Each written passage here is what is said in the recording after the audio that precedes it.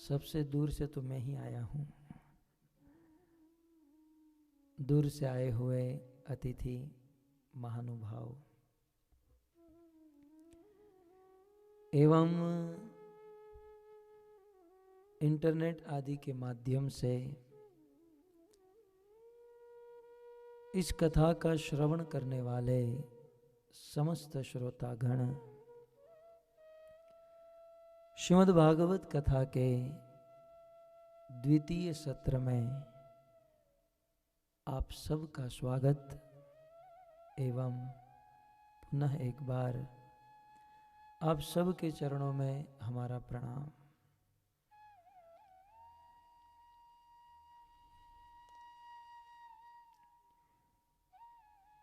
श्रीमद् भागवत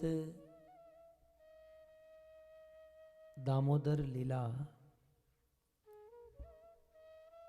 हम सब यहाँ पर श्रवण करने जा रहे हैं। इस दामोदर लीला के मूल में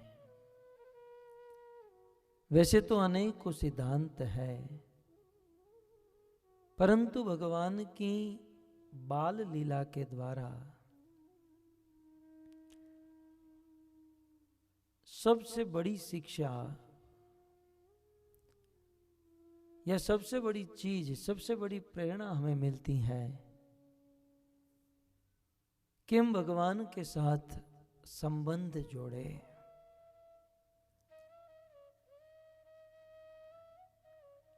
ये हमारा परम सौभाग्य है कि आज इस घोर कलयुग में भी और अमेरिका जैसे देश में और आपके न्यूयॉर्क में जहां सब लोग बिजी हैं, वहां भगवान की शुद्ध विशुद्ध बाल लीला श्रवण करने का यह सुंदर अवसर मिला है। अब आप सब भजन करते हो तो मृत्यु के बाद वैकुंठ तो जाओगे, ये तो पक्का है। परंतु एक बात बता दूं कि भगवान के धाम में, वैकुंठ में, जिसे कुछ लोग अक्षरधाम कहते हैं तो कुछ लोग गोलोक वृंदावन कहते हैं। उस गोलोक वृंदावन में भगवान कृष्ण नित्य निरंतर 16 वर्ष के युवक बने रहते हैं। भगवान की नित्य लीला में, नित्य धाम में भगवान 16 वर्ष के युवक होते हैं। भगवान अपने धाम में कभी बालक नहीं बनते। इसलिए ये जो बाल लीला हम श्रवण कर रहे हैं, यह बाल लीला वैकुंठ में भी नहीं है।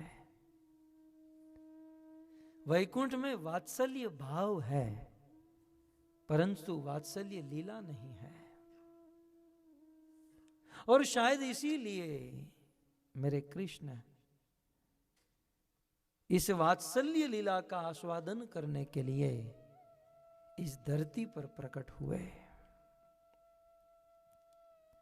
वहां तो मात्र जैसे ब्रह्मा जी ब्रह्म संहिता में कहते हैं, आद्यम पुराण पुरुषम नवयौवनम च। वहां तो भगवान नव युवक होते हैं। भगवान को बाल रस, बाल लीला आस्वादन करने की जब इच्छा होती है तो वे इस धरती पर आते हैं। श्री चैतन्य चरितामृत में कविराज गोस्वामी लिखते हैं कि भगवान कृष्ण की बाल लीला मात्र इस धरती पर ही संभव है। यह हमारा कितना सौभाग्य है कि मात्र 5000 वर्ष पूर्व इसी धरती पर, इसी पृथ्वी पर भगवान आए और उन्होंने अपनी सुंदर बाल लीला प्रस्तुत की। और आज वही दिव्याति दिव्य कृष्ण की बाल लीला श्रवण करने का यह सुंदर अवसर हम सबको प्राप्त हुआ है। भगवान यहां पर आकर बाल लीला करते हैं, उसके पीछे एक ही कारण है कि कृष्ण चाहते हैं कि लोग मुझे मात्र पत्थर ना समझे।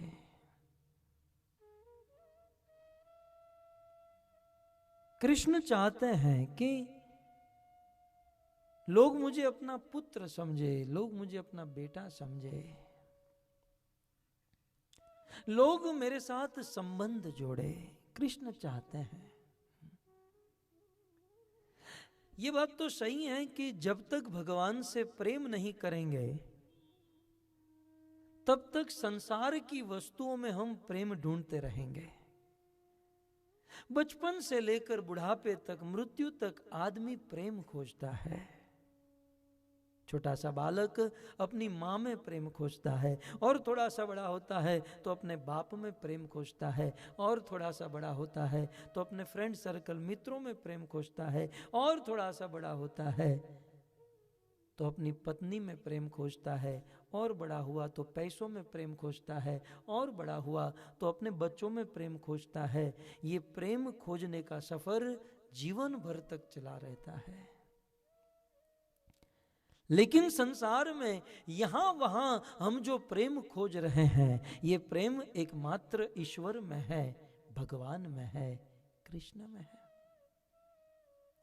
और जब तक वह प्रेम हम भगवान में नहीं खोजेंगे तब तक 84 के चक्कर में घूमते हुए इस दुनिया में से प्रेम खोजते जाएंगे।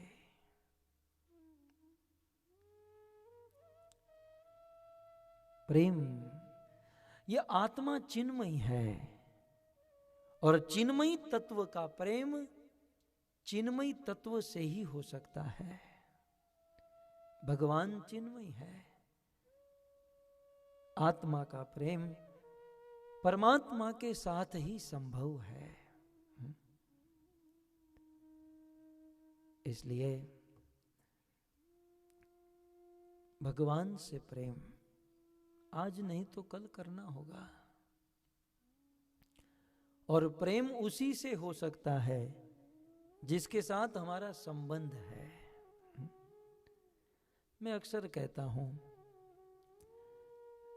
कई बार एक बाप अपने बच्चे को गोद में खिलाता है, उछालता है, कभी कभी अपने बच्चे को कंधे पर बिठाता है, और कंधे पर बैठा हुआ वह छोटा सा लड़का पेशाब कर देता है। फिर भी देखा गया है कि दुनिया के बाप को घृणा नहीं होती है? गुरु महाराज कहते हैं कि बाप को एहसास होता है कि बच्चा गंगा का छिड़काव हो रहा है। बेटा यदि कंधे पे बैठकर पेशाब कर दे फिर भी घृणा नहीं होती, उल्टा ऐसा एहसास होता है कि गंगा का छिड़काव हुआ। और ये भी हमने देखा है कि पड़ोसी का लड़का यदि किसी रास्ते में या बिल्डिंग के कंपाउंड में भी पेशाब करता है तो छी छी छी छी, इसे यहां से कोई लेकर जाओ, अच्छा नहीं लगता। क्यों भाई? कल वो कर रहा था तो अच्छा लग रहा था, ये नीचे कर रहा है तो अच्छा नहीं लग रहा। कारण क्या है? कारण यही है कि वो मेरा बेटा था और ये पराया है। जिसे हम अपना मानते हैं उसके प्रति स्वाभाविक प्रेम होता है। इसलिए भगवान को अपना माने, भगवान के साथ संबंध जोड़े। बहुत पुरानी कहावत है, एक बार एक आदमी किसी वेश्या का, किसी नृत्यांगना का संग करता था। परिवार वालों ने उनका विवाह करा दिया। किसी एक अच्छी पत्नी के साथ विवाह हुआ। विवाह के ठीक 10 दिन के बाद उस आदमी की मृत्यु हो गई। रोना धोना हुआ, कोर्ट कचहरी वाले आए, और जब निर्णय लिया जा रहा था उस समय वह नृत्यांगना उस कोर्ट में आई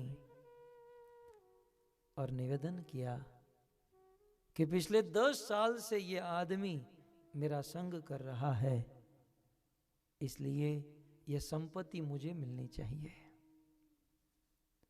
ये जो उनकी पत्नी है ये तो 10 दिन से आई है, लेकिन ये तो मेरे साथ 10 साल से संग कर रहा है, ये संपत्ति मुझे मिलनी चाहिए। उस समय जज ने जजमेंट लिया, निर्णय दिया कि भले तुमने 10 साल से इनके साथ संग किया है, तुम्हें एक फूटी कौड़ी भी नहीं मिलेगी, और ये स्त्री मात्र 10 दिन से आई है, उसे सारी संपत्ति मिलेगी। कारण यही है कि तुम्हारा उनके साथ संबंध नहीं है। 10 साल से हो लेकिन संबंध नहीं है, और ये मात्र 10 दिन से आई है लेकिन संबंध है, तो सारी संपत्ति उसे मिलेगी। कहने का अर्थ यह है कि हम लोग 10-10 साल से, 20-20 साल से भजन करते हैं, भक्ति करते हैं, परंतु भगवान के साथ संबंध न जोड़े तो कोई लाभ नहीं, कोई फल नहीं। और कोई भक्त 10 दिन से आया है, 1-2 महीने से आया है, परंतु भगवान से संबंध जोड़े तो उसका तुरंत फल मिल जाता है।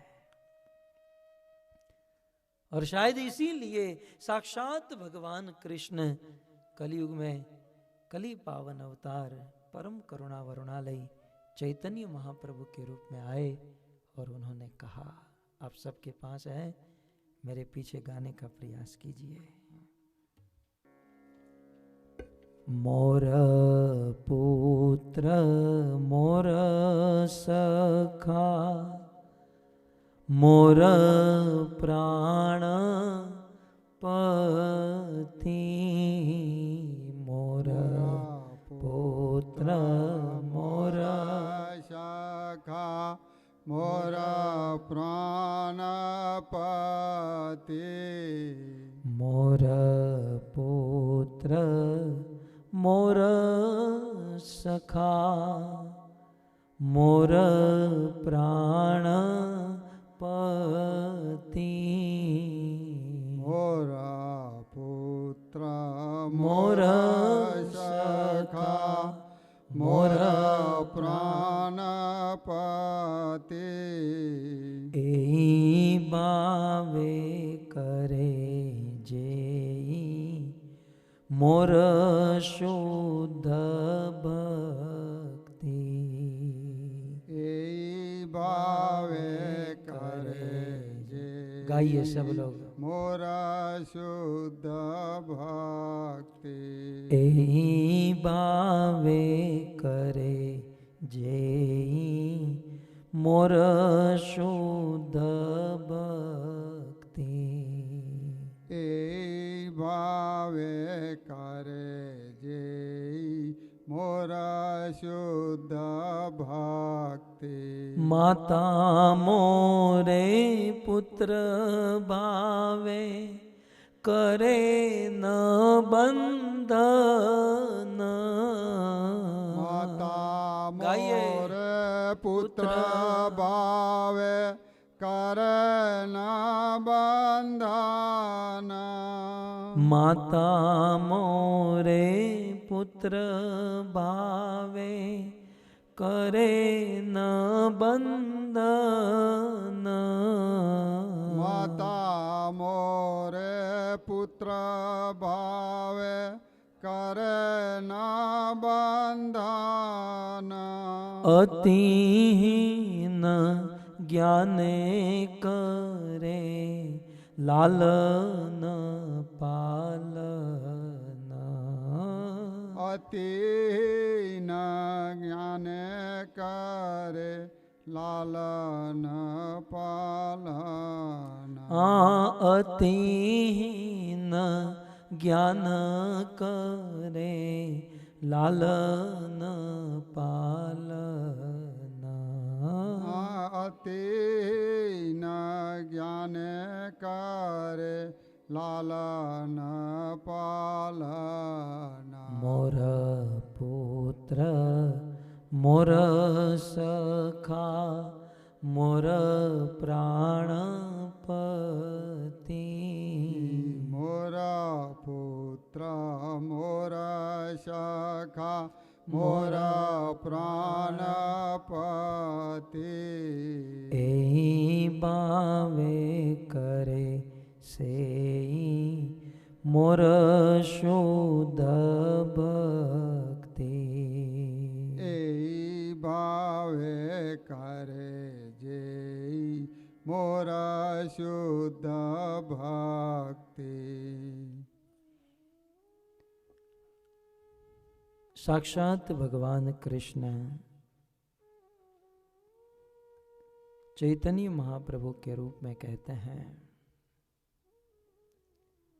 मोर पुत्र मोर सखा मोर प्राणपति। इस संसार में मेरे भक्तों का जब ऐसा भाव हो जाए कि ये कृष्ण मोर पुत्र, ये कृष्ण मेरा पुत्र है, ये कृष्ण मोर सखा, ये मेरा सखा है, मोर प्राणपति, ये कृष्ण मेरा प्राण प्रियतम है, पति है। यही भाव करे जेई करे शुद्ध भक्ति। इस प्रकार का भाव शुद्ध भक्ति कहलाता है। भक्त कुछ ना करे, केवल ऐसा भाव हो जाए ना कि कृष्ण मेरे हैं, तो शुद्ध भक्ति है, बहुत बड़ी ऊंचाई है। हरि के भक्तों में आवाज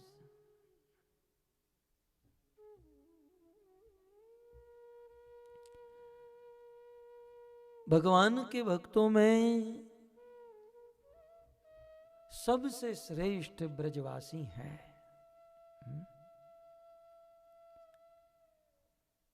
और ब्रजवासियों का ये दृढ़ भाव है कि कृष्ण हमारे हैं। आज भी हम जब ब्रज में जाते हैं ना, आपको एक प्रैक्टिकल बात कहूं, भगवान ने कहा ब्रजवासी गणेर मोर सहज प्रीति। ब्रजवासियों के प्रति मेरी सहज प्रीति है, मेरा सहज प्रेम लगाव है। क्यों भाई? हम जब ब्रज में जाते हैं तो निवेदन करते हैं कि ब्रजवासियों की सेवा करें। क्यों? हम तो 16 माला करते हैं। आप कभी ब्रज में गए हो तो देखते होंगे कि ब्रजवासी 16 माला भी नहीं करते हैं? हम तो मंगला आरती करते हैं, कुछ ब्रजवासी मंगला आरती भी नहीं करते हैं। हम कथा सुनते हैं, उद्यम करते हैं, परिश्रम करते हैं, सेवा करते हैं, ब्रजवासी कुछ नहीं करते। फिर भी ब्रजवासी महान है। शास्त्रों में कहा है वो महान है। मुझे तत्कालीन बात याद आई, जब उद्धव जी ब्रज से वापस लौटे और कृष्ण के पास गए तो उद्धव जी ने यही कहा कि कृष्ण मैं यहां पर वापस नहीं आने वाला था। ब्रजवासियों का भाव देखकर मैं वहीं पर रुक जाने वाला था। उद्धव जी का यह भाव था कि मैं ब्रजवासी तो कभी नहीं बन पाऊंगा, लेकिन ब्रज की रज बन जाऊं, ब्रज का एक गुल्म, ब्रज की एक लता पता या ब्रज में घास का तिनका बन जाऊं, ताकि ब्रजवासी के चरण मेरे मस्तक पर पड़ते रहे। क्यों? आखिर ब्रजवासियों की इतनी महिमा क्यों है? गत कथा में, इसके पहले हमारी कथा न्यू जर्सी में थी, हमारे इस्कॉन मंदिर में, इस्कॉन सेंट्रल न्यू जर्सी मंदिर में 183rd कथा वहां पर समाप्त हुई और कल से यहां पर 184वीं कथा शुरू हुई। तो मैंने उस समय कहा था कि जगत गुरु ब्राह्मण है। इस संसार में सबके गुरु कौन है? ब्राह्मण है। जगत गुरु ब्राह्मण, परंतु ब्राह्मण के गुरु कौन? जगत गुरु ब्राह्मण, ब्राह्मण गुरु सन्यासी। ब्राह्मण का गुरु सन्यासी है। जगत गुरु ब्राह्मण, ब्राह्मण गुरु सन्यासी। तो प्रश्न होगा सन्यासी का गुरु कौन? तो आगे कहते हैं जगत गुरु ब्राह्मण, ब्राह्मण गुरु सन्यासी, और सन्यासी गुरु ब्रजवासी। ब्रजवासी सन्यासियों के भी गुरु। कारण क्या है? कारण यही है, ब्रजवासी की इतनी इतनी महिमा इसलिए है, वो बाहर से लगता है कि ये कुछ नहीं करते, हम तो साधना करते हैं, माला का जाप करते हैं, कितना कितना करते हैं।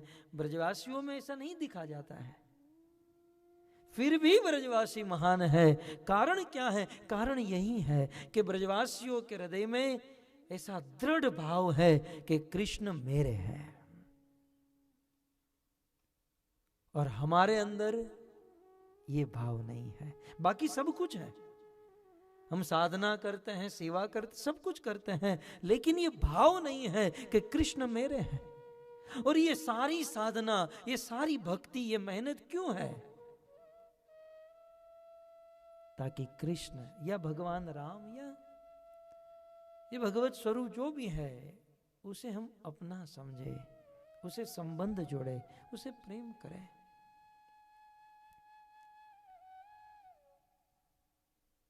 तो ब्रजवासियों के प्रति ब्रजवासियों का ये भाव है, वो तो है हमारे ही हमारे ही हमारे ही, हम उन ही क्यों नहीं की है।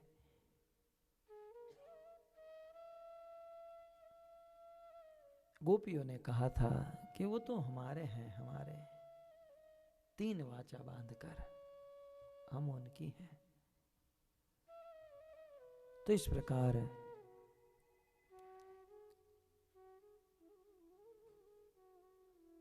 आप में से किसी के भी फोन शुरू हो तो प्लीज, मैं आधी मिनट दे रहा हूं, बंद कर दीजिए, देख लीजिए, एक बार चेक कर लीजिए। हरे कृष्णा कृष्णा कृष्णा हरे।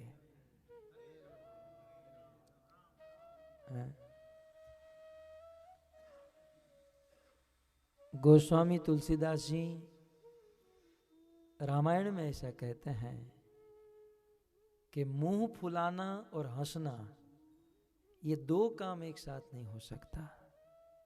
हो सकता है? जरा करके देखिए, नहीं हो सकता।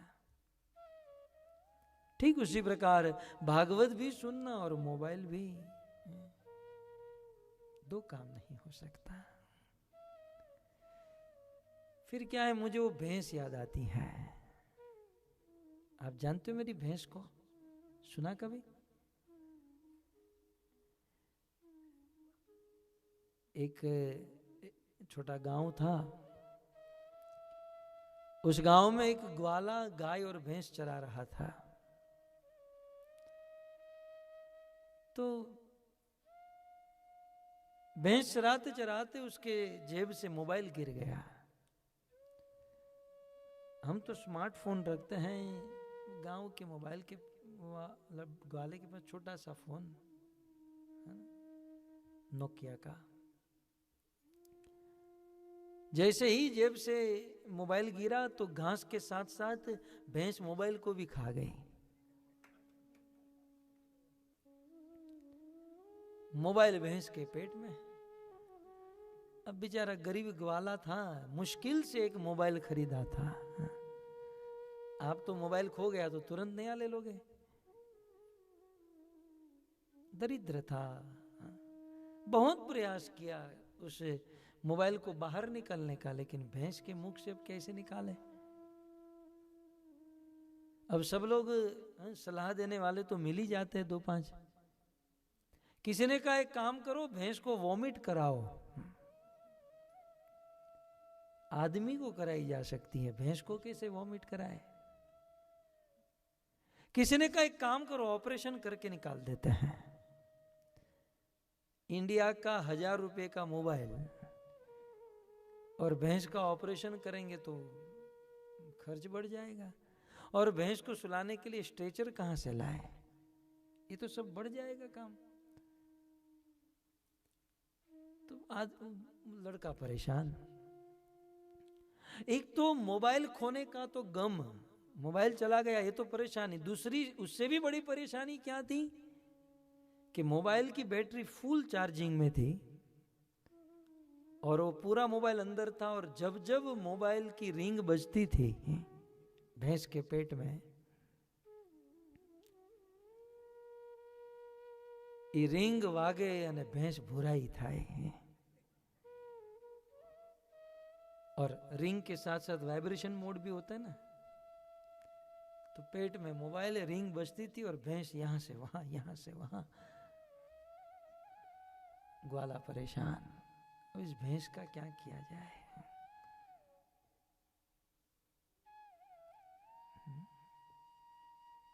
एक दिन उस गांव में महात्मा आए, बड़ा दुखी था ये लड़का।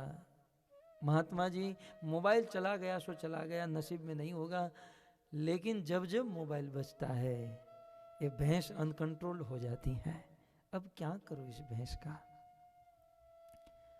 महात्मा जी ने कहा कि एक काम करो, ये भैंस मुझे दे दो, सब कुछ ठीक हो जाएगा।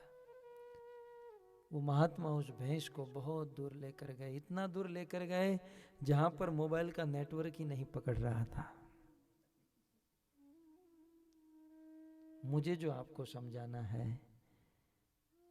मैं आपको भैंस तो नहीं कह सकता,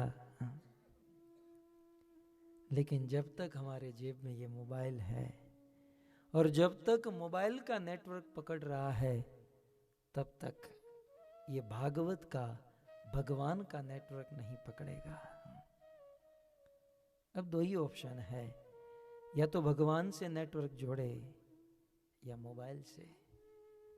24 घंटा तो मोबाइल शुरू होता है, जब दिन में, साल में 1-2 घंटे इस प्रकार से भगवत कथा सुनने का अवसर मिले तो इसे बंद रखें या साइलेंट रखें।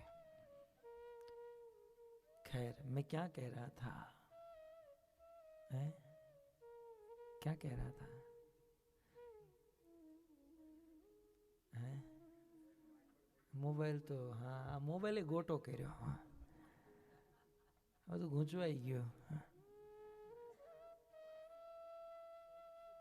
हाँ, ब्रजवासी,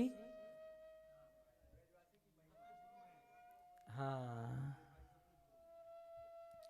वैसे मुझे पता होता है, लेकिन मैं जानने का प्रयास करता हूं कि आप कहीं खो तो नहीं गए हैं।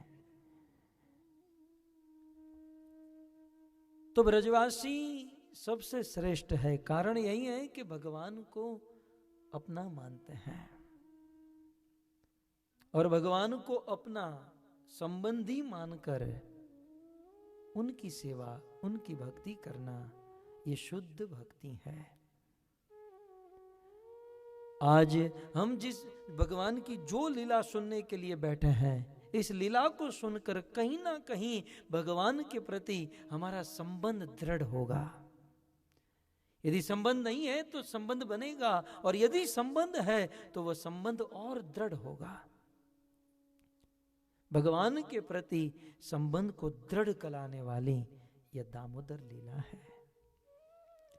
गत सत्र में हम श्रवण कर रहे थे कि दामोदर लीला क्यों, ठीक है, यह प्रश्न था। भगवान कृष्ण ने यह दामोदर लीला क्यों रची, ये दामोदर लीला क्यों की, क्यों कृष्ण उखल के साथ बन गए, आखिर कारण क्या है।